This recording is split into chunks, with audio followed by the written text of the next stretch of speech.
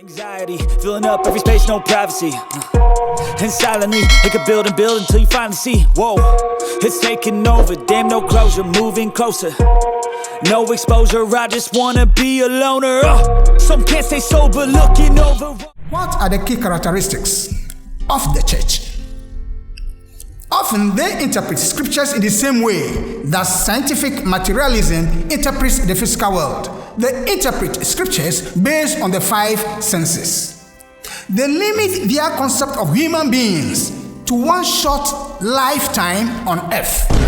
And they insist that the decisions that an individual makes on earth now will affect his or her existence for all eternity. That is a bit strange. They are based on faith and do not have much space for what? Satisfying the inquiring mind. The church as a character does not have space for that. Yours is to believe as you are told. Some people who are mind inclined with time became dissatisfied with the church.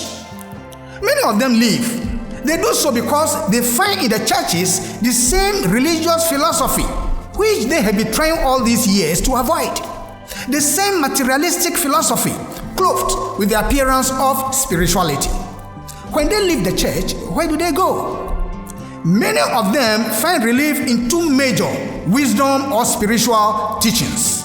One is the wisdom teachings of the East, and two, the wisdom teachings of the West or esoteric Christianity. It may surprise some of you. It may surprise many people that we have wisdom teachings in the West. You may not know that there is something beyond the popular worldly churches, and that there is more to Christianity as we know generally. Filling up every space, no privacy.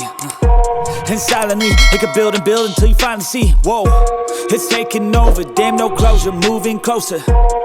No exposure, I just wanna be a loner. Some can't stay sober, looking over all this.